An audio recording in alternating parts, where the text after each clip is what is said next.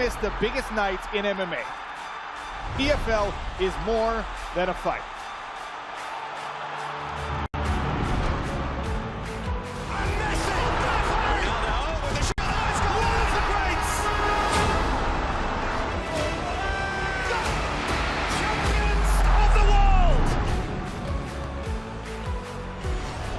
There's all to play for, which is so exciting. These teams have to come in here and give it their all.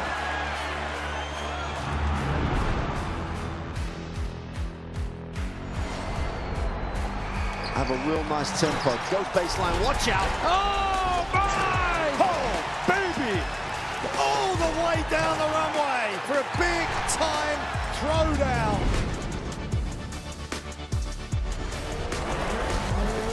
That's a lot of fans out there. Look at that! The drama keeps continuing, Jenny. This is just brilliant.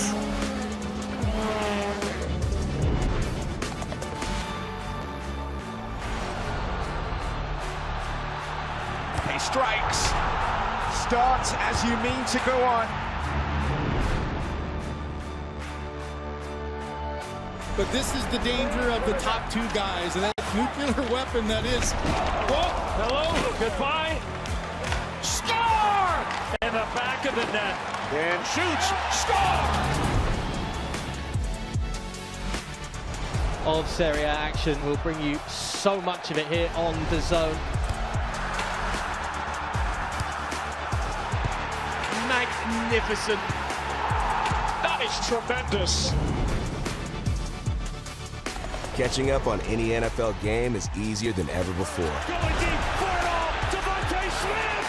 He has got it. Touchdown. Your Eagles are world champions again. The Zone is the home of boxing. Really spurs you on, gets you going. Let's make history. Pure power. There's no way back from this, surely.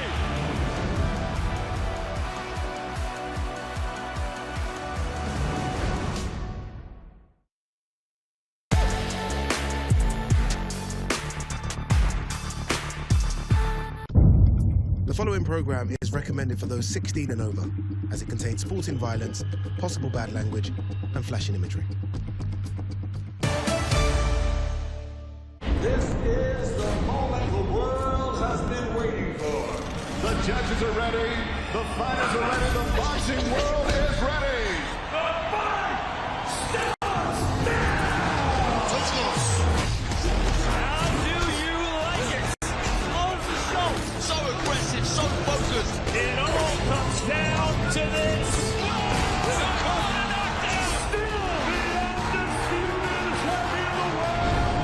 Weigh in live on DAZN.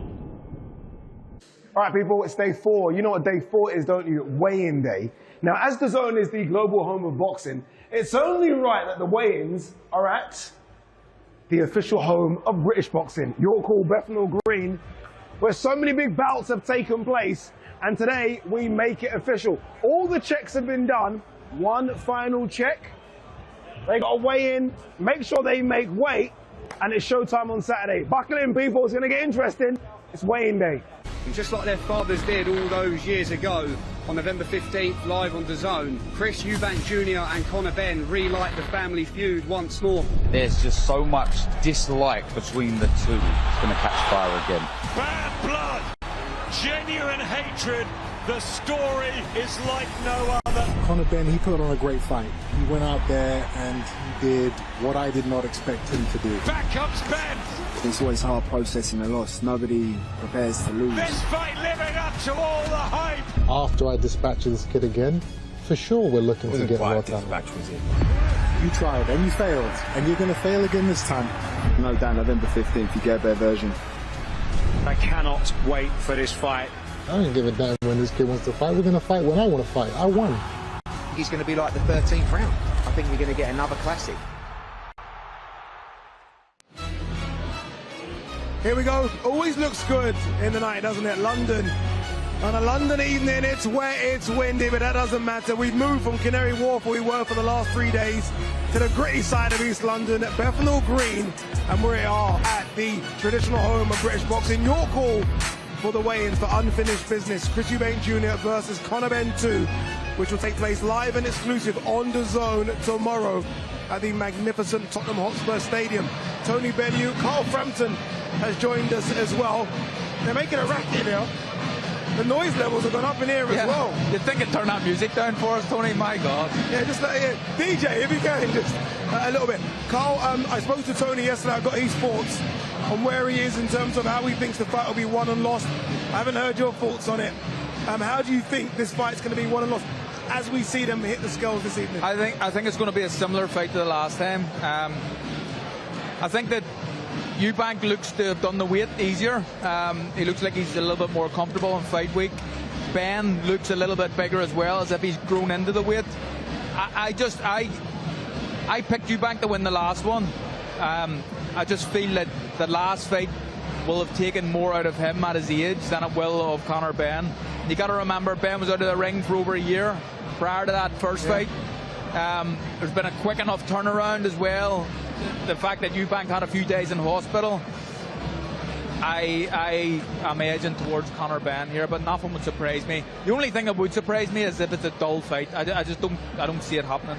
Yeah, Father Time waits for no one, right? And correct. Chris Eubank Jr. is now 36, and as you say, I mean, that fight did take a lot more out of him than it did Conor Benn. And I guess Chris wanted the fight to be in November as opposed to September as well. Maybe that's an indication that he needed a couple more months to get his body right for this one. How do you see it, Tony? Now that we kind of know what these fighters have weighed, how do you see it? The styles aren't going to change. You can't completely reinvent yourself in a couple of months, you know, in the space of 6 months. So it'll be a super fight again. It will be absolutely outstanding, you know, from start to finish. The only know one way, Addy, Chris Eubank Jr. is not as good a boxer as he likes to believe he is. He's actually a better fighter than he is a boxer. I keep touching upon this. And Conor Benn only knows one way. So when you get a guy who's not the best boxer in the world and gets hit, and then you've got a guy who constantly attacks and is on the front foot, you've got a recipe that is going to make for a great fight. So it's simple, really. It's not, you don't have to be a rocket scientist to know these two could have 10 fights and all 10 will be brilliant. What did you make of the introduction of Bomac? Obviously, he was there for the Liam Smith fight, and many say that was one of Chris's best performances in recent years. What do you make of him coming back? Well, it doesn't surprise me. Bomac is, I mean, he's a great coach. He's got Terence Crawford, maybe the best fighter on the planet right now. It doesn't surprise me. Look, Eubank's changed trainers throughout his career. Yeah. I would love to know how many he's actually had. Since he's had more trainers than Nike. Yeah. But there's been a lot. I don't always like it, but if this is something that he always does, then he's going with a good one in Bomac. Good on him, it works for him. He gets one career. Yeah. He's got to make the most of his career, so good on him for changing trainers. He's had a different perspective, a different way of training with each and every coach, and that has brought him on as a fighter. There is no two ways about that. The more coaches you experience in your career, the better, in my opinion. That doesn't mean to say that you should be changing every time, because once you get the right coach in your click, that's where you usually stay. And I was very fortunate I came across Dave Calder, an amazing coach, but like I said, he's waiting to find his perfect coach. It's quite obvious that's why he keeps changing. One thing he did say to us a couple of days ago, he was in studio after he did his media public workout, and I think it was Barry Jones asked him a question about, do you struggle listening to coaches? Because he does come across as someone that only listens to himself, and he said he does. He finds it difficult not listening to his own advice. So maybe he's got someone there in Bomac who, because of what Bomac's done and who Bomac is, you've got to listen to him. I mean, that's a naivety if you're not listening to your coach. Like Tony just touched on, he's a good fighter, but he's not a great fighter. So you can't do it all on your own. You need to take advice from a coach, and maybe, you know, there's big egos involved and big characters, so maybe he's clashing with coaches and falling out with people. I'm not quite sure, but to say that he doesn't listen to coaches, what do you have a coach for? He may as well just sit in the corner on his own then. You might as well get someone to give you the drink, because you're paying him 10% for absolutely nothing. Remember when his dad was in his corner early in his career and his dad didn't say anything to him? Did he? Remember he kind of looked at him? So I feel like he's almost taken from that. But even that, and I imagine the dad was the same. I don't know if the dad listened to Ronnie Davies too much. Didn't look like it anyway. But yeah, Ronnie, you've seen him give him a slap in the corner many a time, tell him straight. Ronnie Davies is a really good coach, and he knows boxing. He's a fighting man, and he knows the game, he knows the sport. So someone like Ronnie, you know, you want him around. And listen, regardless of what I think of his dad as a person and a human being, he was an amazing fighter. Yeah. And Ronnie Davis guided him throughout his career, so that speaks volumes. Yesterday was perfect, wasn't it, in terms of his dad being there at the press conference. That mini face-off that we saw, I mean, this shot here is insane. The way Eubank kind of makes a beeline for Nigel, and Nigel just comes from out of shot into the frame as well. I mean, that's fantastic. That's a poster for all posters. That's going to be on T-shirts in years to come. That's a great shot. You'll never see this again. You'll never see anything like this again. So that rivalry that stems back so far, and the way it does, you'll never see it again.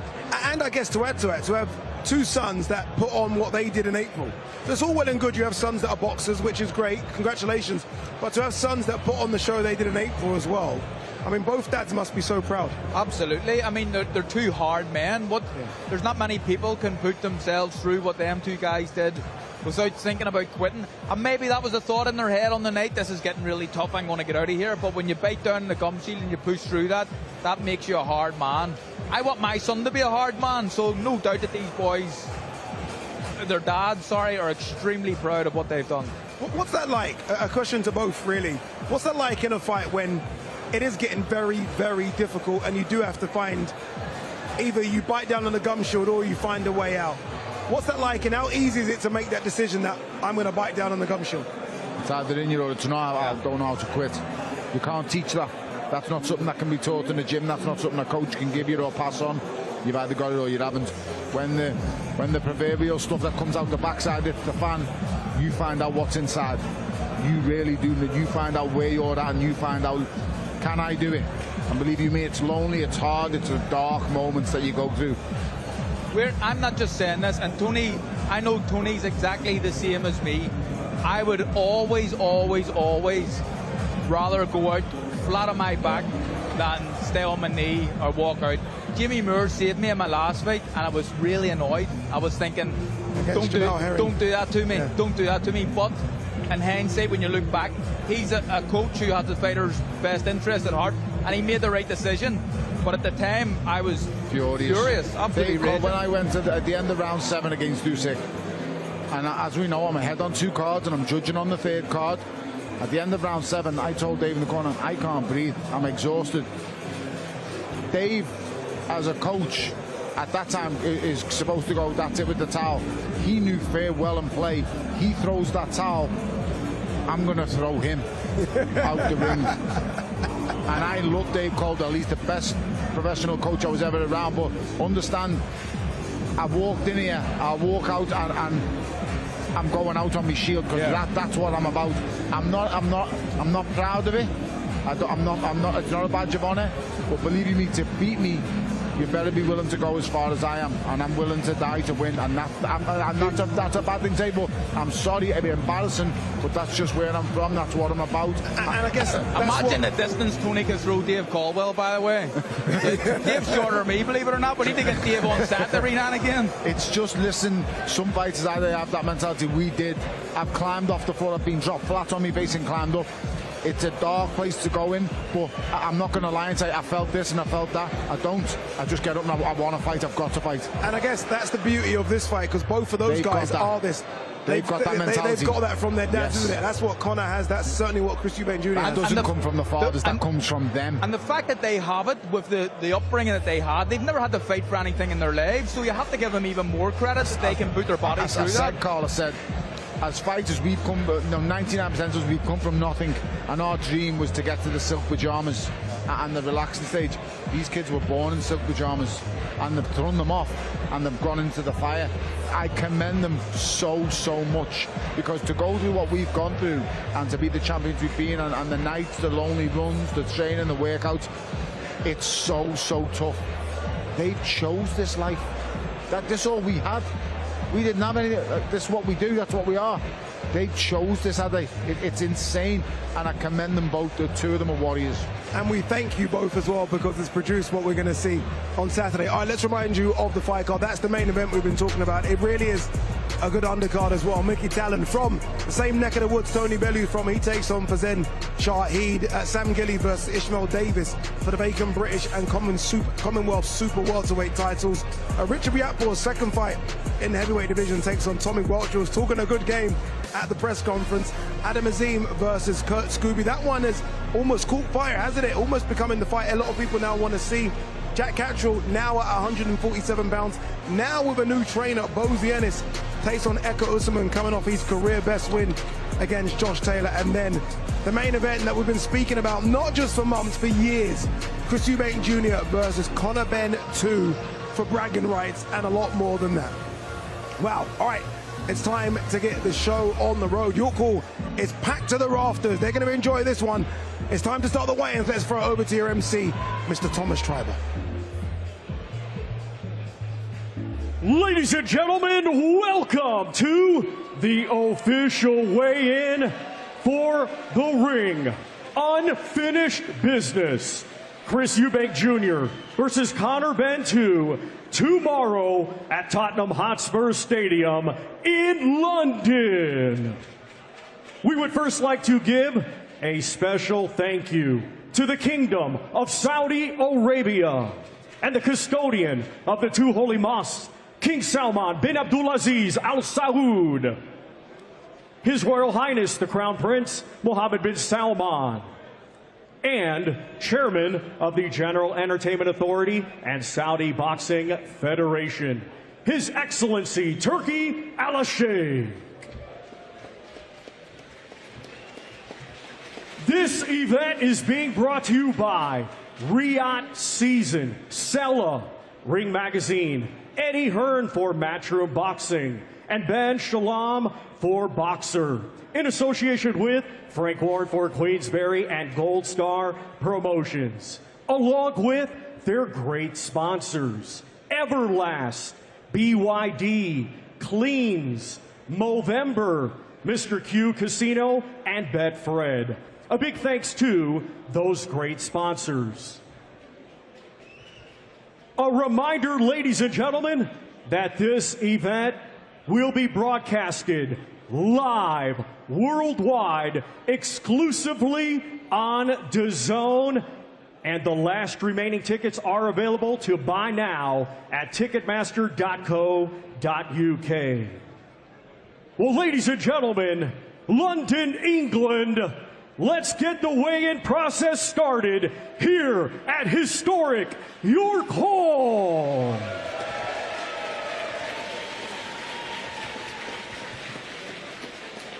Our first two fighters competing tomorrow in a scheduled 6-round flyweight contest. Let's first welcome from Bradford, Yorkshire, England, his professional record, 4 wins, 2 defeats, and 2 draws. Here is Fazan Shahid.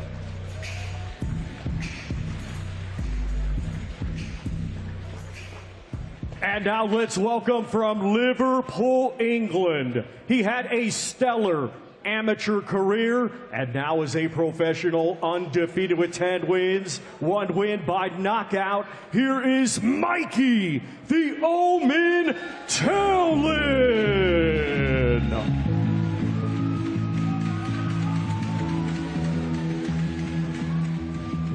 And we will welcome first to the scale, Fazan Shahid.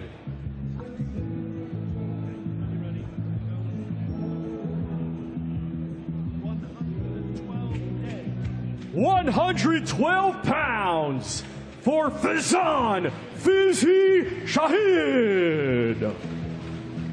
Now to the scale, Mikey Tallon. 111.8 for the undefeated Mikey the Omen Tallon. And once again, ladies and gentlemen, these two competing tomorrow in a scheduled 6-round flyweight contest. Okay, as they welcome the fighters on the stage, we welcome Adam Smith to the studio. Adam, thank you very, very much. The voice of boxing Mikey Tallon, so many people talking about him. Good opportunity to impress in what will be a big stage tomorrow. Thanks, Addy. I really like Mikey Tallon. He took his opportunity in Vegas ahead of the Canelo-Crawford event, and he's impressed His Excellency Turki Al-Sheikh, and he is a very, very fine young prospect. Trained by Joe Gallagher, of course. Wonderful to see Joe after his cancer battle free and doing what he does best. I think he's, yeah, a real talent. All right, let's hear it from Fazan Shahid first. He's on stage with Jamie Ward. Okay, Fazan, how good is this? Look, you've had that smile on your face all week. This is just the weigh-in, by the way. How have you enjoyed the week, and how determined are you to match the enjoyment of the week with a big win tomorrow night? You know what? I'm happy just to be here. These opportunities that come to people like us in Bradford. I'm in a big city. I've enjoyed every minute of it, and I'm lovely it. And I just want to thank everyone that was involved. Obviously, thank you to Turk Al-Sheikh, Matchroom, everyone. You know, I've enjoyed it, and Saturday, you'll see what I'm about. I can promise you. This smile is just a smile, but you'll see on Saturday. Top man, Fazan, wish you the very best of luck on Saturday night. Of course, tomorrow live on DAZN. Mikey, over to you. What a stage. Look, you're no stranger to the big stage now in your young professional journey, but does this one feel extra special, do you think? Yeah, this is my first stadium fight, so can't wait to go Saturday night, and just want to thank His Excellency Turk Al-Sheikh for giving me another massive opportunity, and I won't let him down on Saturday again. Final prediction, Fazan's up for it, by the way. He's here to win. Is that what you want? Yeah, you know, that's going to bring the best out of me, so good luck to him, and we'll see you on Saturday. Top man, Mikey. Wish you the best of luck tomorrow night.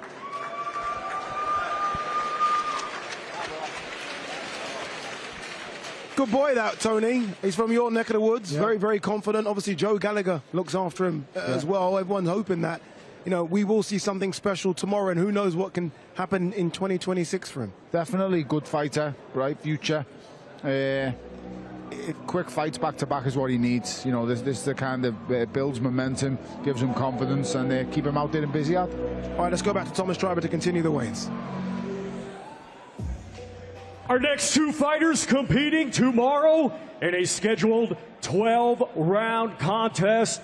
It will be for the vacant British and Commonwealth Super Welterweight Championships. Let's first welcome the challenger from Leeds, Yorkshire, England. His professional record, 14 wins, 3 defeats. 6 of his 14 wins come by way of knockout. Ladies and gentlemen, here is Ishmael, the Black Panther Davis.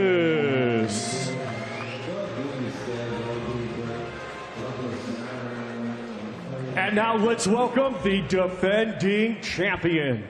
From Walthamstow, London, England. His professional record, 18 wins, just 1 defeat, 1 draw. 9 of his 18 wins come by way of knockout. Tomorrow, the reigning and defending Commonwealth Super Welterweight Champion, Sam Magic Man Gilley.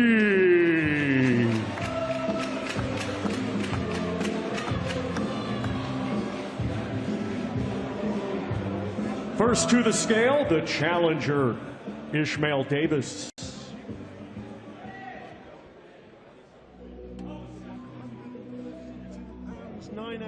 152.9 for the challenger, Ishmael, the Black Panther Davis.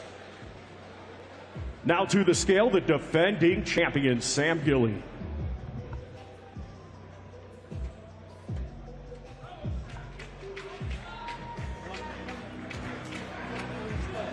154 pounds for the defending champion, Sam Magic Man Gilley.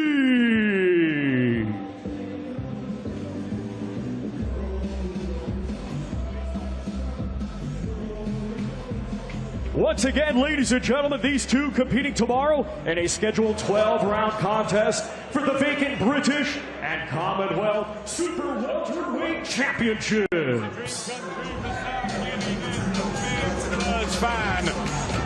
to go out tomorrow night and shine. But Ishmael Davis, what a fighter.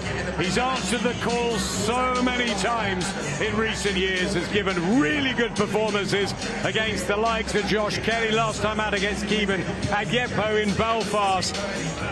Maybe this is Ishmael's big night. It possibly could be, but he needs to start winning these fights, Adam. He keeps coming out on the wrong side, and he's got to get a win over the door.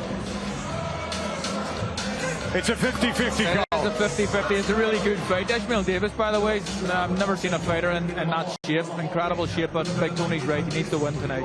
Tomorrow night, sorry. All right, let's hear from Ishmael Davis. He's speaking to Jamie Ward. Okay, Ishmael, absolutely no stranger to the biggest of stages, but does this feel like perhaps the most important opportunity of your career so far? Yeah, it's the biggest, man. British title. I say it's second to the WBC, but listen, I want to win, and I want to do it in a style. So Saturday night, Black Panther's coming out. It's been very respectful between you and Sam Gilley all week, but what was going through your mind there in that final face-off? Listen, it's just another boxer, man. You know, we got to put our skills to the test, and I believe I'm the better fighter, and I'm going to show it on Saturday night. Wish the best of luck tomorrow night, Ishmael Davis. Over to the Magic Man, Sam Gilley. Sam, you said earlier this week that you've had to try and put it to the back of your mind that it's at Tottenham Hotspur Stadium, that is for the British title. They keep reminding you with a Spurs song every time you enter the stage. Why is it important for you that you don't necessarily get caught up in the occasion? Because at the end of the day, there's a boxing ring there, and that's where the business is going to take place. Listen, it's lovely that it's in the stadium. This is mad coming here tonight because I think it's 16 of my fights have been here. So it's like coming to say goodbye to your call before we go to the big time, the big stage. But there's one thing everyone keeps forgetting about me. That everyone's talking about, like, I'm tough, I'm this, I'm that. Every single fight I've had at 154, my opponent's been on the floor. I've had them on the deck in every single fight at 154. I'm back down at my proper weight. I'm back with my title, and it's going to be a statement Saturday night. Just finally, you've said this is your destiny. What have you seen happening in your mind tomorrow night, Sam? Just me finally adding the British with this belt. This shoulder's getting lonely, so I need to add another one. Top man, Sam. Wish you the best of luck tomorrow night. Thank you. Okay, guys, very quickly, trick question for Carl and Tony. Sam Gilley's nicknamed the Magic Man. Who are the other two Magic Mans in boxing? I know Adam knows this. Paulie Malignaggi. And? Oh, that's a good question. Come on, Tony, don't let me down. James Toney? Don't let me down, no. Antonio Tarver. Hey, well done, sir, well done. All right, that's enough of the bed early not to get me, Addy. Enough of the game show. Let's go back to Mr. Thomas Schreiber. Ladies and gentlemen, tomorrow, the big boys of boxing will be in action. Our next two fighters competing tomorrow in a 10-round contest for the vacant Commonwealth Silver Heavyweight Championship. Let's first welcome from Brighton, England, undefeated with 16 wins. 9 of his 16 wins come by way of knockout. Here is Tommy Hellboy Welch.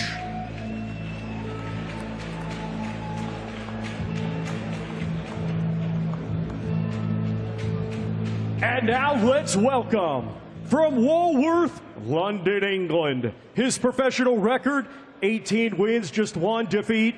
14 of his 18 wins come by way of knockout. He is a former British champion and former world title challenger. Let's welcome Richard the Midnight Train Riakporhe.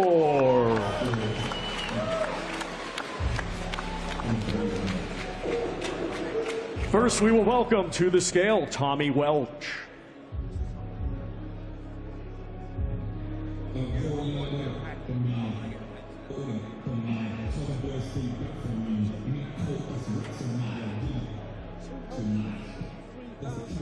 £233 for the undefeated Tommy Hellboy Welch.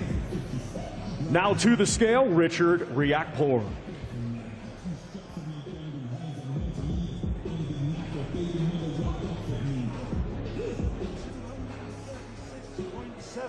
$236.7 for Richard the Midnight Train Riakporhe.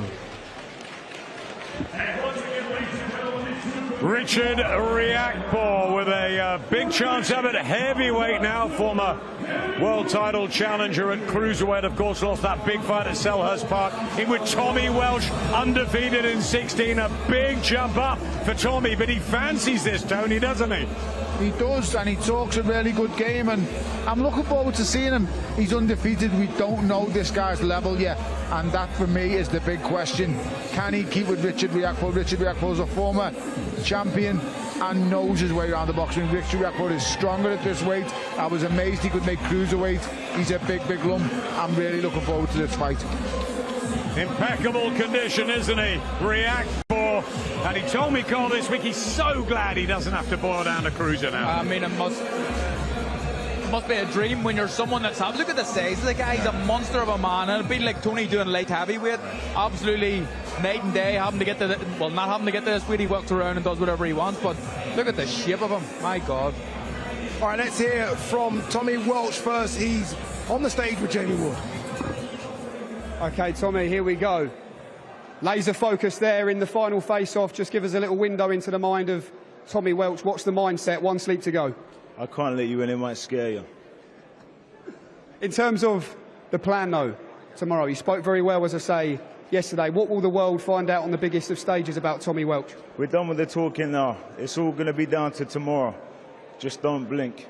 Okay, love it. Tommy, wish you the best of luck tomorrow night. We'll roll straight into Richard Riakporhe. Richard, firstly, a question on the weight. You said, look, this is your second fight up at heavyweight, and you said at the start of the week it's nice to feel the legs underneath you when you get, especially to weigh-in day. How does the body feel? Yeah, I'm feeling great, man. I love being a heavyweight, honestly, man. It's been hard at cruiser, man, but this is me, for sure. Tommy had a bit to say yesterday. He's just said there, don't blink. That's his final message. What's the final prediction and message from Richard Riakporhe? Yeah, it's going to be an explosive fight. Everybody tune in. I can't wait to let my hands go, man, tomorrow. It's going to be fun. Top man, good luck, Richard. I always wonder, when cruiserweights, and you're probably the best person to ask it, Tony, when cruiserweights move up to heavyweight, how do you know what amount of weight to put on? Like, when do you know, what's your ideal weight to fight with? You'd have a training weight, whatever you feel best at in sparring. Mine was 15 stone. When I fought David Haye in the rematch, that was the perfect weight for me. 15 stone on the nose. A pound over, I feel sluggish. A pound under, I feel a bit drained. So that was... all your sparring's done at that and all your fighing. Can I ask a question, Tony? I imagine you probably sparred at that when you were a cruiserweight, 15 stone, and then having to boil yourself down. Yeah. You just stayed there as a heavy. I would walk around at 16 All right, guys, stone. don't get too much into it. Thomas is over there waiting. What's this? It's a podcast. Thomas Schreiber, back to you.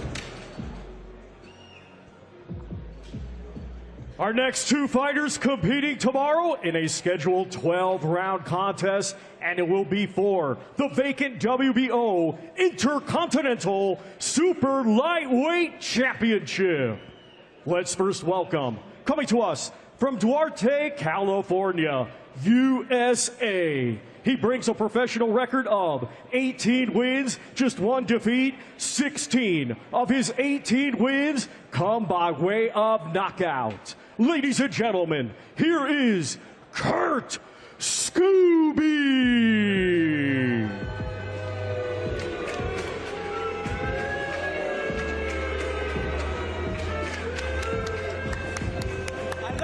And now let's welcome, from Slough, England, undefeated with 13 wins, 10 of his 13 wins come by way of knockout. Ranked number 10 by Ring Magazine. Ladies and gentlemen, please welcome Adam the Assassin Azim.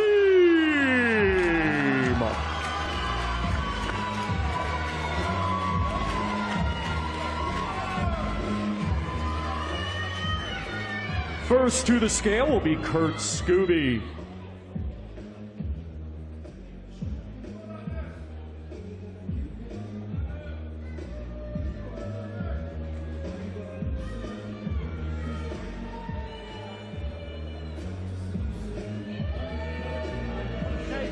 $139.8 for Kurt Scooby. Now to the scale, Adam Azim.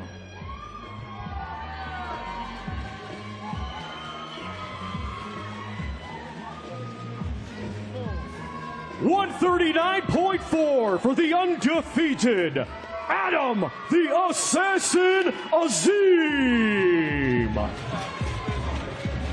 And once again, ladies and gentlemen, these two competing tomorrow in a 12-round contest for the vacant WBO Intercontinental Super Lightweight Championship.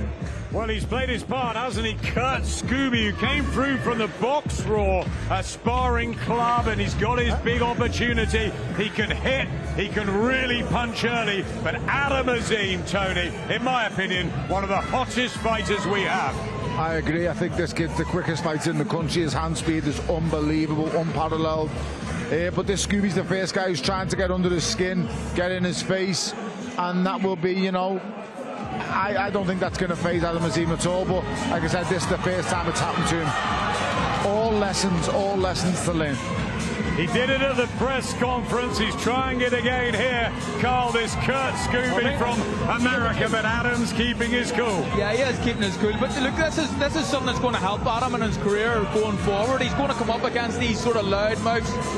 Maybe Americans, typically a lot of them are like this guy, so Adam's going to face plenty of them. It's just something he's going to have to get used to. But like Tony says, he's the fastest hands in British boxing right now, maybe world boxing. 16 knockouts though, Kurt Scooby. He can punch, and he's on the record, he can really bang, but Adam Azim, unbeaten in 30 with 10 knockouts of his own.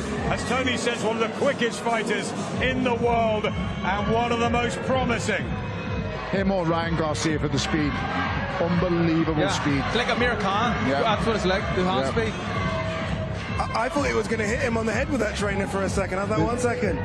Listen, he's doing everything he can to get him off his game plan. The last thing Scooby needs is this boy coming in and putting him on a jab, boxing him and moving away with his legs. He needs this boy to have a fight with him in the middle of the ring to stand a chance. Adam Azim will be stupid enough to fall. He's got a very good coach in Shane McGuigan in his corner, and that is important. He needs to play his part tomorrow. He's got a brilliant coach in Shane McGuigan. Also, Addy, he's got a huge team around him now, Adam Azim. They've got breathing coaches, conditioners, mental, physical parts, everything inside his cap. He is honestly being trained for superstardom. And he might need it tomorrow against Kurt Scooby, who's on stage right now with Jamie Ward. Jamie. Kurt, we've loved your energy this week, but just tell us, what were you saying to Adam Azim there in the final face-off? I must break you. I must break you.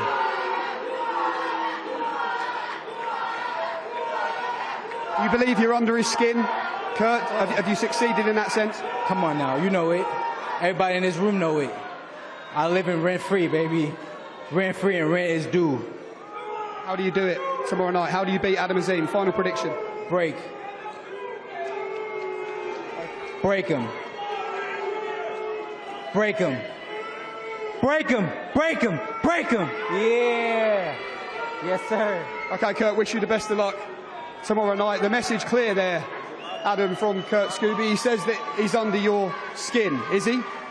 No, he's not. He keeps thinking that's all mentally. He's only doing this reaction because he's scared. So I'm not fazed by anything. My job is to smash him on Saturday night. Everyone over here knows that I'm going to smash him on Saturday night, especially Ben Shalom, nice gentleman down here with the nice Versace jumper. And I know for sure Eddie Hearn knows I'm going to smash him as well. So let's get that straight. What were you saying back to him there in the face-off? I just said I'm calm, I'm collective. Like, there's no point in me reacting. He's scared, and that's all. His reaction is told by how scared he is. Just finally, Adam, has it changed the way you want to win the fight tomorrow at all? Not really. Objective remains the same. That's me to knock this guy out on Saturday night. Thank you. Man, Adam Azim, wish you the best of luck tomorrow night. Thank you.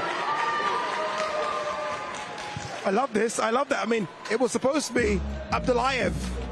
He wouldn't have got that reaction from Abdullayev, Adam. I like the fact that he's fighting someone who's going to give him this. If he goes to America, he's going to get this all the time.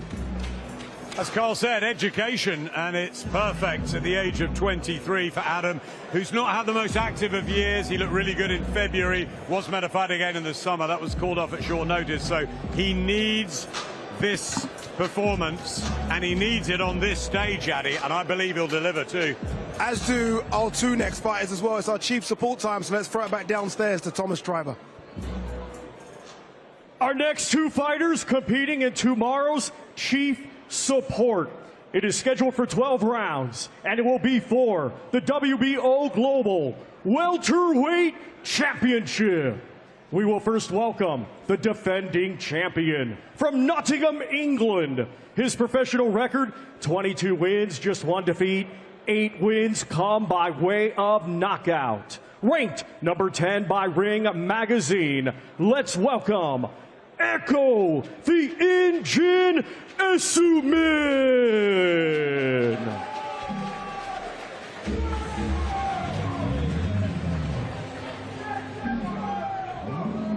And now let's welcome the challenger from Chorley, Lancashire, England. His professional record, 31 wins, 2 defeats, 13 wins come by way of knockout. Here is the former world title challenger, Jack El Gato Catterall.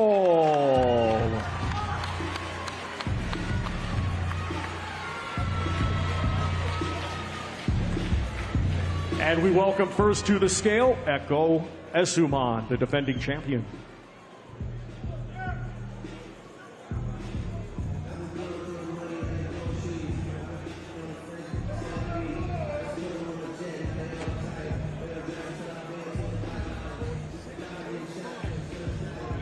$146.5 for the defending champion, Echo the Engine Essuman. Now to the scale, the challenger, Jack Catterall.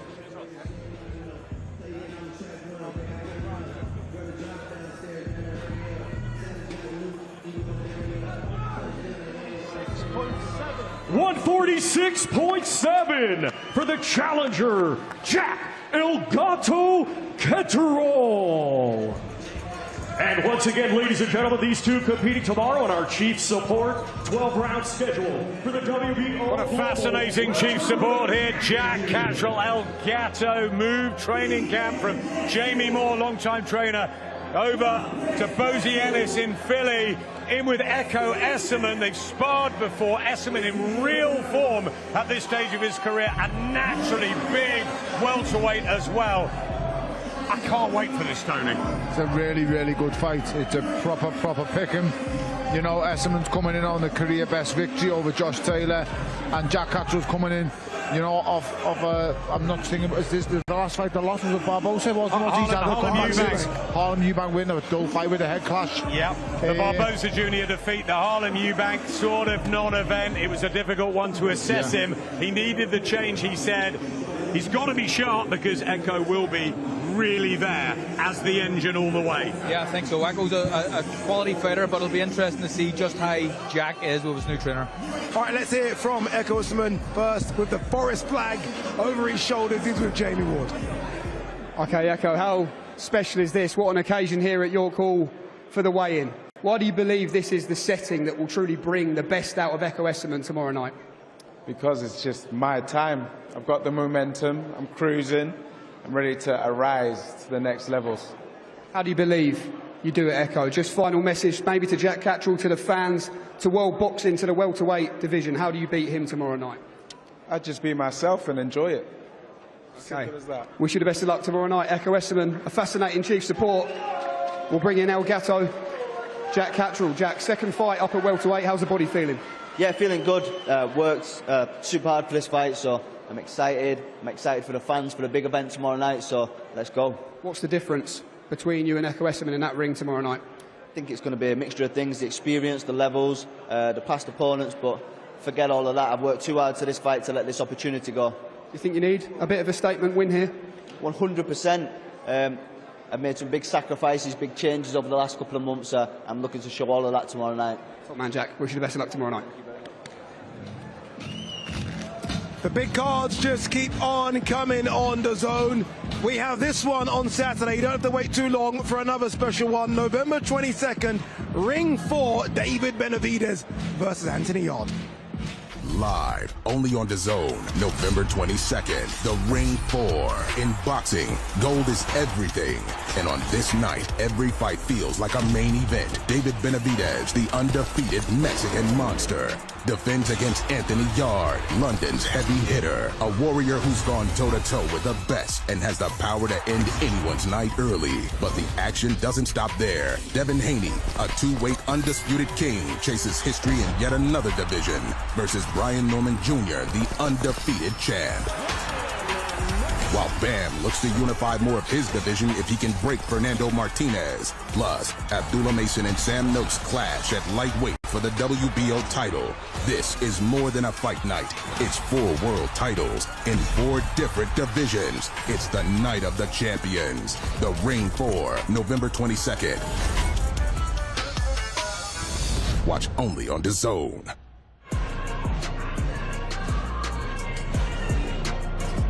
That really is an incredible card. That Ring 4 card, November 22nd. I mean, any card that has Jesse Bam Rodriguez gets a tick for me. And that has Bam Rodriguez and so much more. December 27th. Ring 5, arguably pound for pound number 3.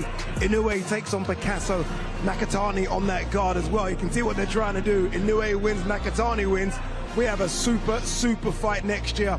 And then Serrano is back after that defeat to Katie Taylor. She takes on her for someone that she knows very well, Erica Cruz. 1-0 to Serrano. Will she make it 2-0? That one Saturday, January 3rd. Loads coming your way on the home of boxing, DAZN.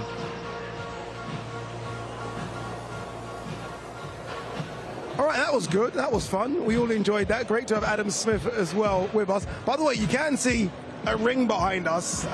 No more sparring sessions. This is going to be fights, I think, because the Box Raw, I mean, they call it sparring, but if you guys watched the one in New York, Brooklyn, Adam, these guys come out and they go hell for leather. I missed the one in Brooklyn because it was Katie Taylor, Amanda Serrano 3 that night, but I was there in Riyadh for the second one. This is the third one tonight, and I cannot wait for it. There's a whole host of young British prospects on there, some I've seen before. Good fighters. It's going to be some scraps. It'll be brilliant. Yeah, the one in New York that I was referring to, Kurt Scooby, fought on that. I think we're going to show it now. Got a knockout. I mean, look, I mean, this is what I'm trying to say.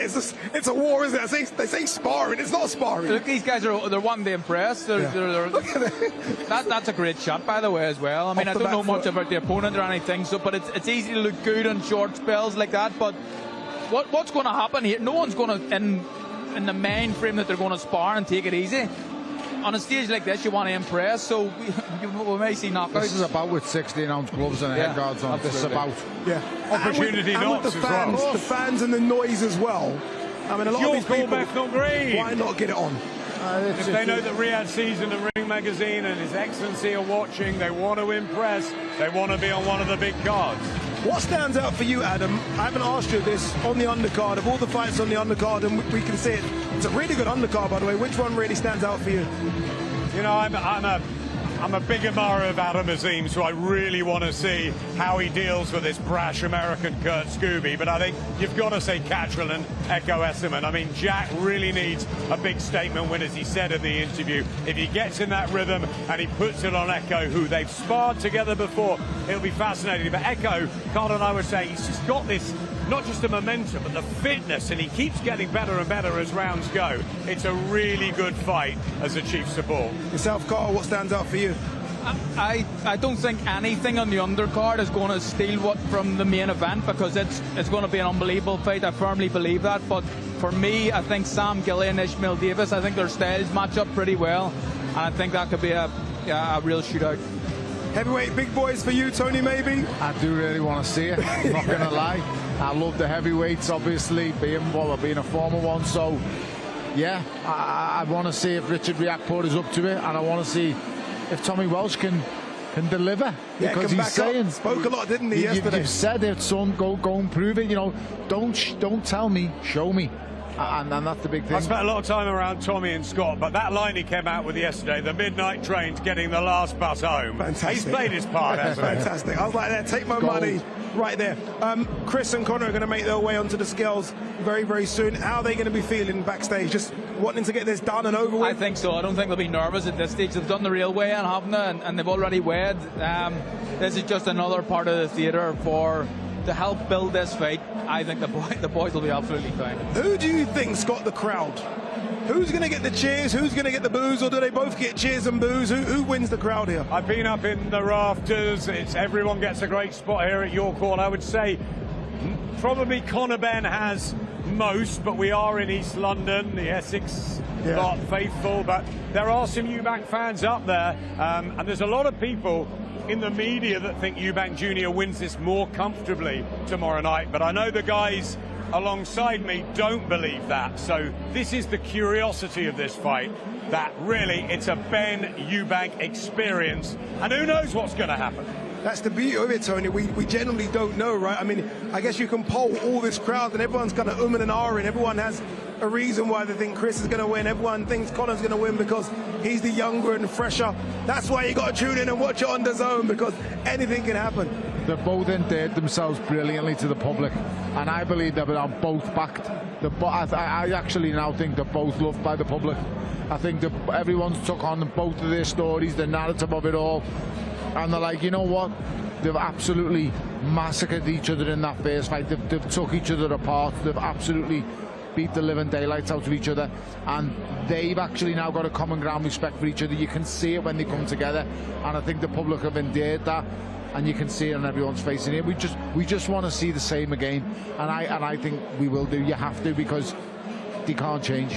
One thing we didn't get last time round, and we were close a couple of times, was a knockdown. We saw a couple of legs buckle, but we never got a knockdown. Do we get a knockdown tomorrow? Potentially. I mean, I think pride kept both men up. Yes. Both guys were out on their feet at the time. They were both exhausted in the fight, and they just kept biting down on the gum shield and pushing forward and pushing on. And knockdown either way does not surprise me. Andy, what's interesting, right? Eubank starts favourite. He won by 4 rounds on each of the cards first time around. But he's 36. It's 7 months on. Conor Benn's 29.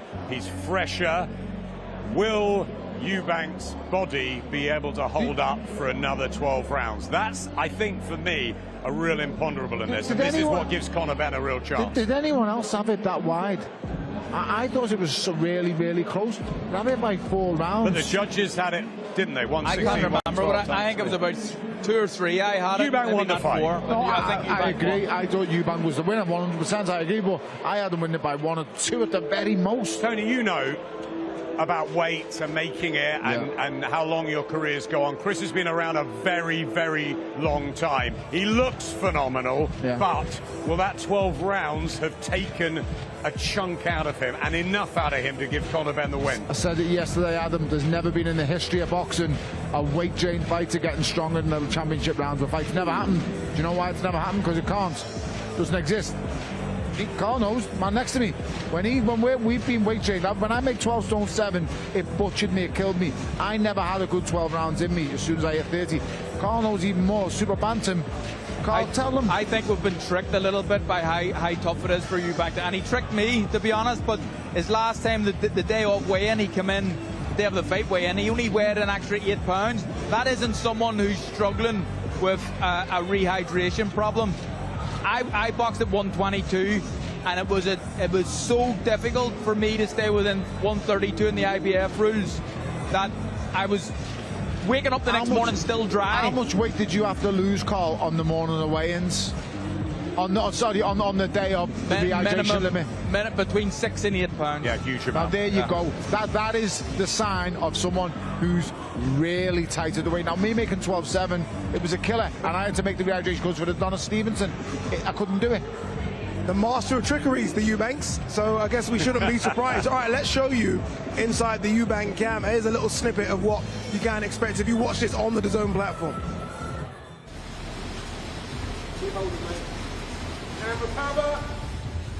When working with Chris is to me is like a class, and he all ears, and he take it in really, really well.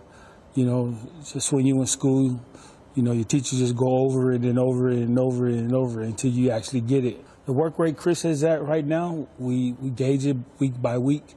We go up until we get to the time of the actual fight, and I'm excited. I'm satisfied where he at. You know, how he's pushing it. You know, you got to constantly push a fighter. You know, it might be in the 9th round. You know, it might be in the 10th round or 11th round. I got my hands up, and I'm catching, and my punches is coming in bunches. All right, let's go. There we go. Give me 2. Go, 1 go. There we go. 2 go. There we go. Yeah, training camp's tough.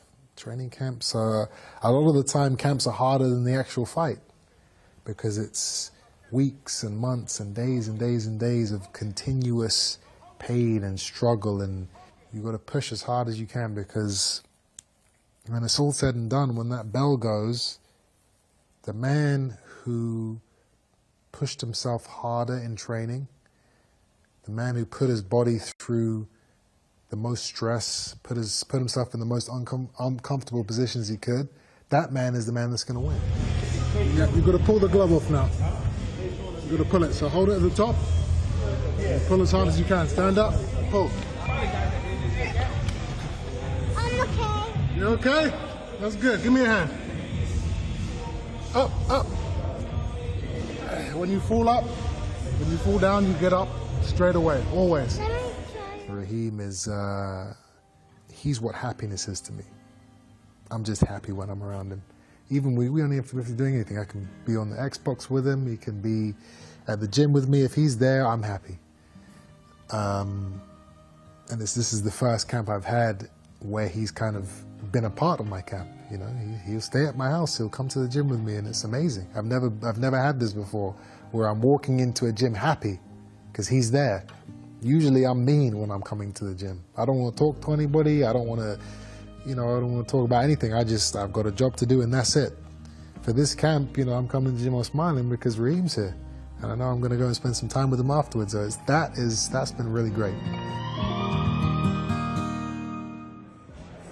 That's a lovely moment, isn't it? Always fascinating to see what fighters have to go through in training camp and then what they have to go through on fight night as well. All right, it is time for your main event weigh-in. Thomas Schreiber has been replaced by the greatest MC there is of all time, Mr. Michael Buffer. Ladies and gentlemen, good evening and welcome to the 100-year-old fantastic venue for sports and boxing, especially here in London. York Hall, one of the all-time greats. And this is the official weigh-in for Unfinished Business, Ring Unfinished Business. Chris Eubank Jr. and Conor Benn, Episode 2. It's all tomorrow night at Tottenham Hotspur Stadium here in London. And special thanks, ladies and gentlemen, for making this all possible. To the Kingdom of Saudi Arabia and the custodian of the two holy mosques, King Salman bin Abdulaziz Al Saud, His Royal Highness the Crown Prince Mohammed bin Salman, Chairman of the General Entertainment Authority and Saudi Boxing Federation, His Excellency Turki Al Sheikh. This is a presentation of Riyadh Season, Silla, the Bible of Boxing Ring Magazine, promoters Eddie Hearn for Matchroom Boxing and Ben Shalom for Boxer. Sponsored by Everlast, BYD, Cleans, Movember, Mr. Q Casino, and Betfred. And we expect 60,000 fans tomorrow night at the stadium. There are still a few tickets left. Just go to ticketmaster.co.uk and get a ticket. You gotta be there if you're in London. It's 12 rounds of boxing, the main event, and on the line, no belts. It's for pride, it's for honor, it's for legacy, and it's for bragging rights. Ladies and gentlemen, let's get ready for the weigh-in for the main event tomorrow night. And welcome the fighters to the scales. Making his entrance first, in the company of his dad, the Hall of Fame two-time world champion Nigel Benn. This fighter has an outstanding record consisting of 23 victories, 14 big wins by knockout, only 1 defeat. He looks for revenge tomorrow night. The former WBA Continental Champion from Ilford, Essex, England, Conor the Destroyer Benn.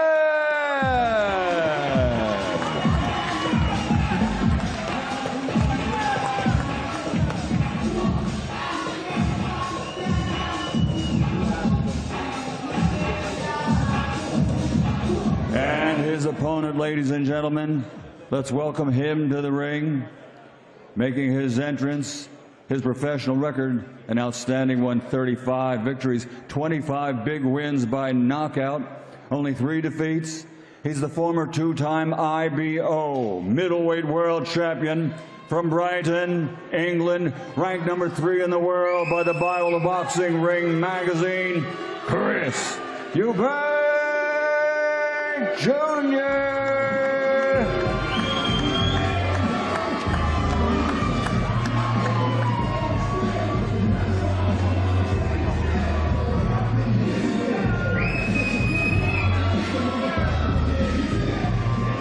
7 months ago, they stepped into the same ring. Episode 2 tomorrow night. First onto the scales. His record, 23 victories, 14 wins by knockout, that 1 defeat. Weighing in officially at 159.3. 159.3 rounds for Conor Benn.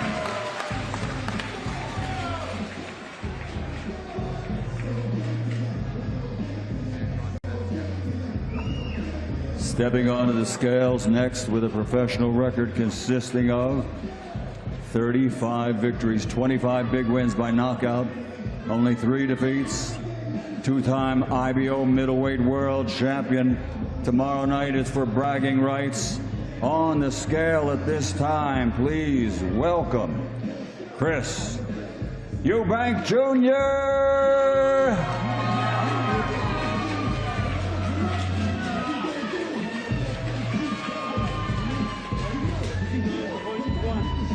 159.1 pounds for Chris Eubank Jr.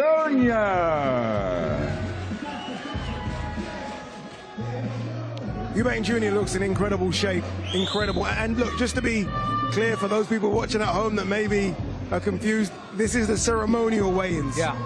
So he would have put on a couple of pounds since the official weigh-in earlier in the morning, and he still looks in great shredded, shape. doesn't he? Ripped to the bone. So much better than the last time. It'll be interesting to see if anything happens here. Between Conor the Destroyer Benn, Chris Eubank Jr. Just intense, isn't it? So intense. But there's a respect there now, isn't there? The boys have the respect. They both admitted that, but pride is a big thing, Addy. These guys will fight their heart out again to make sure they can do whatever it takes to have their hand raised.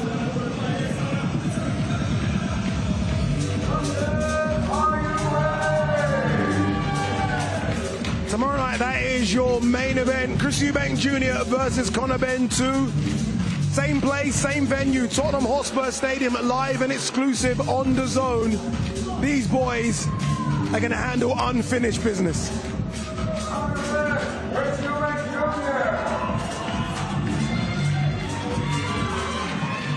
No more pushing, no more shoving, no words spoken in that face-off.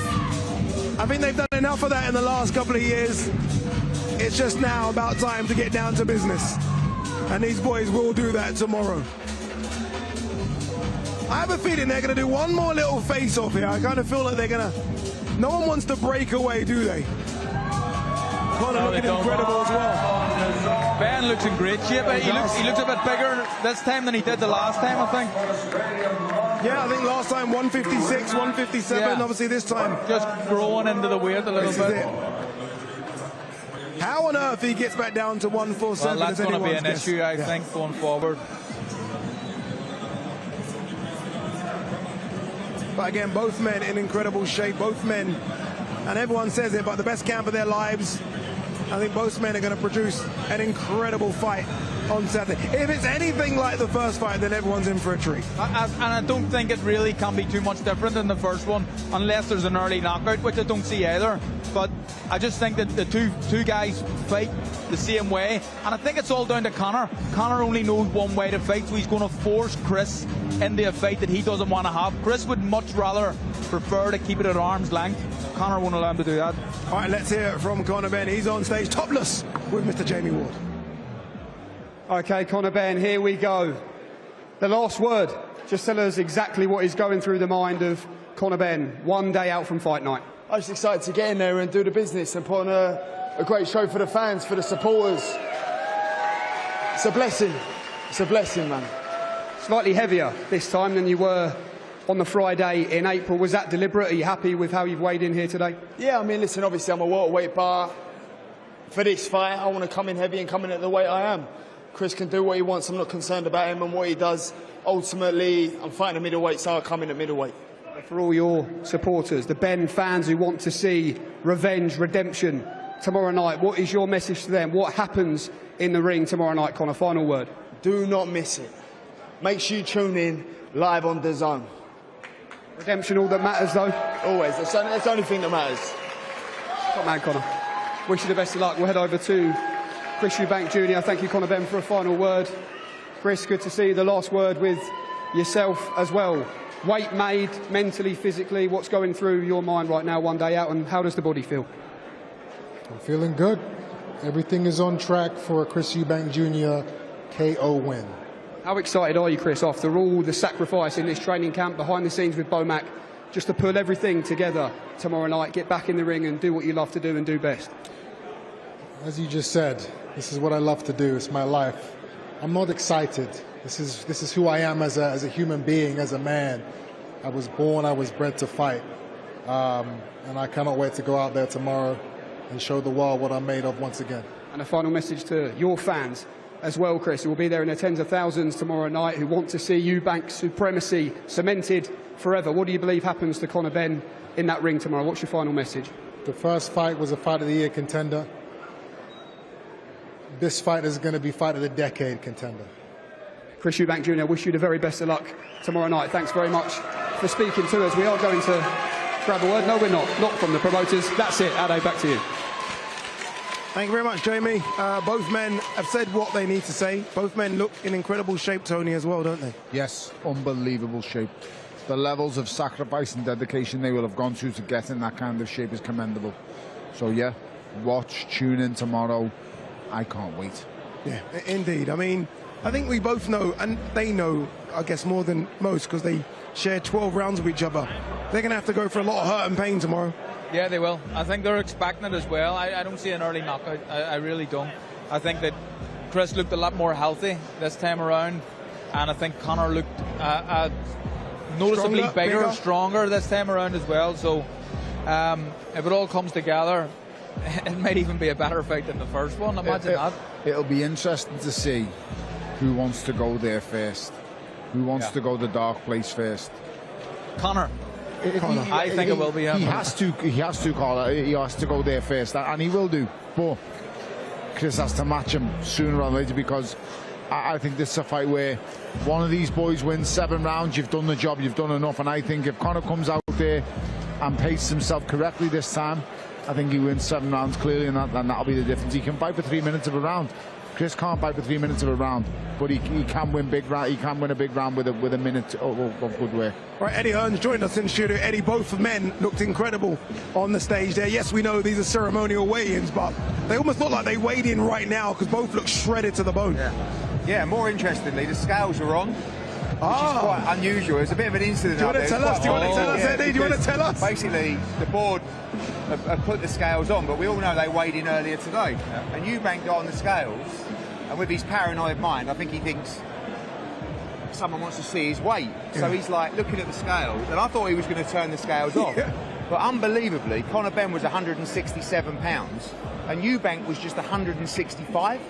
which I found fascinating. You know, I mean, I think he's tricked us all, Eddie, and he tricked me. I don't see someone that has only added a few pounds on from that weight. I know what it was like, and Tony knows.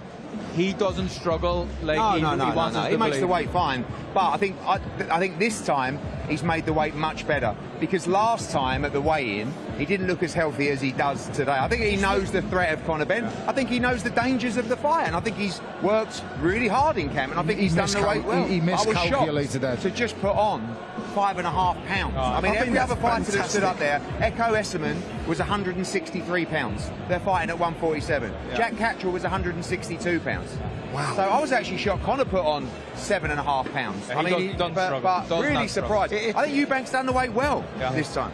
I've told anyone who listened, I've said it. He's playing everyone. He's a smart boy. He's really smart. He's played everyone. Why is he putting videos up of struggling to make weight? Why didn't he do this before the Liam Smith fight? Why is he doing it now? What is the point of these videos of struggling to make weight and going on, the rehydration clauses? Conor Benn has gained more weight than he has. I tell you why, it's an excuse at the end of it if it doesn't go your way. Thank you. Someone to you can see by that clip there, both men remembered that first fight in training camp. Both men knew exactly what they went for, and both men prepared accordingly for what's to come tomorrow night. Who wants to go to the hard place first? That's the one you've got to ask. You can't underestimate Eubank's toughness. He's a tough kid. He always has been. But there does come a time in your career where it just gets a little bit too tough for too long. I don't think that'll come from him tomorrow night. I do think, I look at the people around him, I know that a lot of people around him thought after the last one, that's enough. Now they're going again. There is concern about what happened last time, how tough it was last time. I promise you, there's no concern in our camp or around Conor Benn about how tough it might get tomorrow night. Is there concern about how better Eubank made the weight from a Conor Benn perspective? Oh, I expected him to, because I think he would have underestimated Conor Benn last time. And I've got to be honest, although Conor Benn surprised me so much last time, with his chin, with his heart, with all that kind of stuff, he was very poor on the night, and Tony Simmons wasn't happy with the performance. We know what he's capable of, and if he would have done a little bit better last time, he might have won the fight. We feel he can do a lot better, but I do believe Eubank will be in better shape this time around, because he knows what's to come. I heard Carl's comments about what that fight could take out of him. The reality is we just don't know. It could have taken a lot out of him, or maybe he wasn't as well prepared last time and he's better prepared tomorrow night. The reality is it's going to come down to 36 minutes in that ring. But we like our spot, because I promise Conor's completely different this time around. This time, after the weigh-in last time, we were having to put an arm around him saying, "You're right, yeah," and he was like, he was nervous, but he was just so pumped, and he wanted to go out there and rip him to shreds. That emotion's not there anymore. It's just, I need to go out there and deliver everything we've been working on. That's it. It's performance related rather than just emotion related. You always forward plan for your fighters, right? In terms of, okay, these are the next 12 months. Do you forward plan for Conor making 147? I think it's going to be very hard for him to come back to 147. When I saw him in the gym about a week or so ago, he looks different this time out. His trunk is much thicker, his back's bigger, his legs are bigger, because he's been training to fight at 160 pounds. I mean, one thing you learn about nutrition is his fuel for this training camp is enabling him to train so hard. I mean, he's literally training 3 times a day, pumping himself with calories and just making sure the diet is absolutely on point. He's fit as a fiddle, and he showed that in the first fight. He's actually fitter in this fight than he will be in the first fight. But I do think he can return to 47. I think 54 might be suited better. But let's be honest, 54 is just a disaster as well. You've got Boots Ennis, you've got Virgil Ortiz, you've got Fundora, you've got Xander Zayas. I mean, there's no easy touches. But down at 47, you look at the fights like Barrios particularly, even Lewis Crocker, our guy. There are World Championship fights that can get made, but the focus is on Saturday. But I know every time he trains in his gym, he's got his dad's WBC belt out there next to the running machine. I know what it means to him. So this is personal.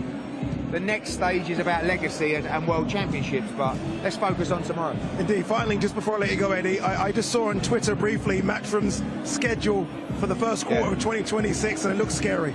red hot. I mean, this is just a little snippet of what we're doing. We are going to explode in 2026. We are coming out red hot, and we're going to spank everybody out there in 2026, let me tell you. First up, we've got Andy Cruz against Murataya, right? Our Cuban gold medalist. Only had a handful of fights. Murataya, the world champion, a fantastic fighter. Las Vegas, January the 24th. January the 31st, he's won out the blue. Josh Pretty Boy Kelly, we re-signed him. He's rolling the dice against the second bogeyman in the division, because we got the #1, Jaron Ennis, Murtsalayev. We saw him dispatch and batter Tim Tszyu. It's the first World Championship fight in the Northeast for over 10 years. Josh Kelly gets his world title shot January the 31st. February the 21st, we're back in Nottingham for the Bad Blood rematch. It's win or you're out the game. Josh Warrington rematches Lee Wood in a brilliant rematch at 130 pounds. And then one of my favourite fights, Feb 28th. It's, for me, one of the best fights in boxing. It's the war. Who's going to be the king of Mexico? Navarrete against Nunes, the big unification at 130 pounds. It's an unbelievable start to the year, and we're not even touched the surface, Ade. Honestly, you think that's good, you wait till you see what's coming. The Zone, the global home of boxing, get on the Ultimate Pass, but more importantly, get on tomorrow night. 70,000 people at Tottenham Hotspur Stadium. Come on, come on, come on. We're going to war tomorrow night at the global home of boxing. Do not miss it, this is what we live for. There you go. I mean, what can I say? And it will be at the Tottenham Hotspur Stadium, the best stadium in the country. It really is very, very special. I'll tell you what else was very, very special as well. The rivalry line, the journey from Conor Benn to Chris Eubank Jr. going all the way back to the 90s for when Nigel Benn and Chris Eubank Sr. first locked horns.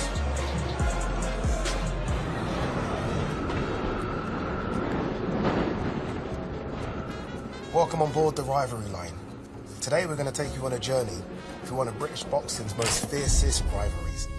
Earlier on in his career, Chris used to beg his dad to fight. Then Chris Eubank Sr. was always like, no. And then he got his wish. I'm going to try. All you've got to do is tell me the word. If you tell me, I'll help you. Okay? Dad, I've already said yes. I'm saying you say yes or no. I want to do it. You want to do it? Yeah. Okay.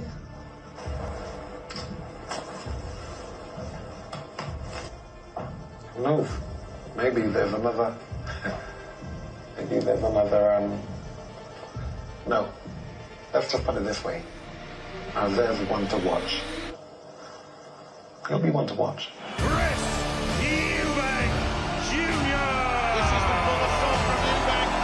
He punches Eubank, so it's a mismatch. But this is a young man really on the rise. 2011, Chris Eubank Jr. made his debut. And yes, we got simply the best. And yes, he flipped over the ropes. But now, it was time for him to separate himself from his dad. Carve out his own name, his own story. Half of the rivalry had just begun.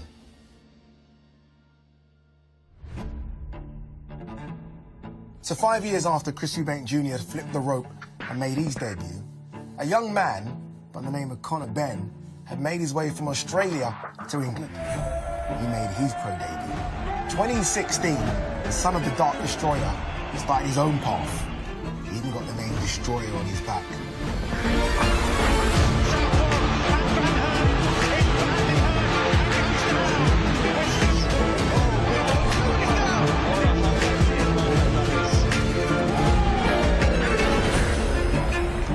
Surely we weren't going to get what we thought we were going to get.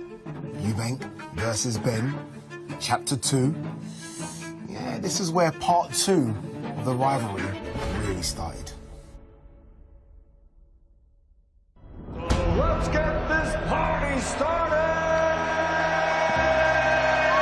April 26, 2025. I remember it like it was yesterday because it felt like that. The two sons finally about to get it on. When they started swinging, oh, did these boys start swinging. I remember thinking, surely this type of energy isn't going to last more than a couple of rounds. It did. Round one, bang, bang, chins getting tested, bodies getting tested, and the rounds went on and on. You know what's crazy? The rounds went so quick. Sign of a good fight. They kept them going and going and going. They knew how important this was. Why? Because this is Benn versus Eubank. This is 35 years of drama. They're not just doing it for themselves, they're doing it for their dads, they're doing it for their families, and boy, did they not disappoint. There's going to be everyone on their feet in this Tottenham Hotspur Stadium applauding the bravery, the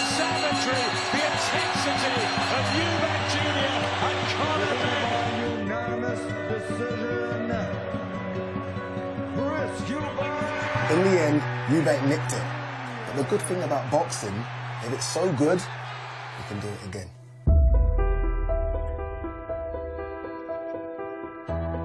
All right, here we go. Nearly at the final stop, the final destination. All the training's been done. All the sit-ups you can do have been done. It's time for these boys to get it on again.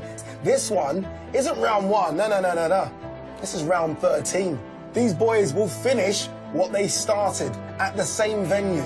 It's going to be loud. In fact, it's going to be louder, I think, because now we have an expectation. We know what they can do. And boy, oh boy, these boys can deliver. And they will deliver. November 15th, live on DAZN, exclusively, Eubank Jr. versus Conor Benn 2. Should be a good one.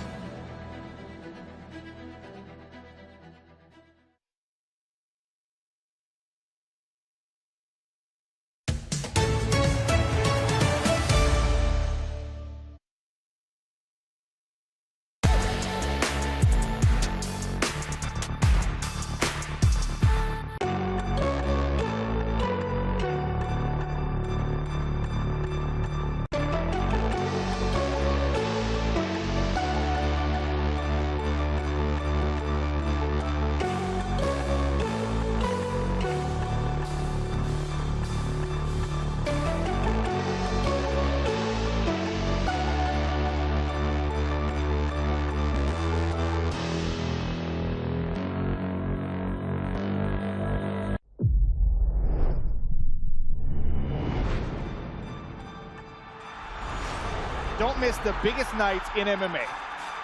PFL is more than a fight.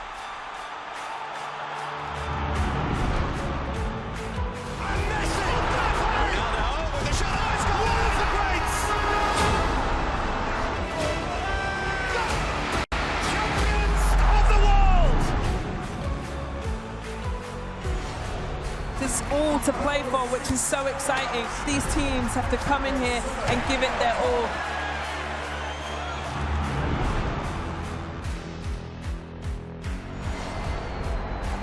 Have a real nice tempo. Goes baseline, watch out. Oh, my! Oh, baby!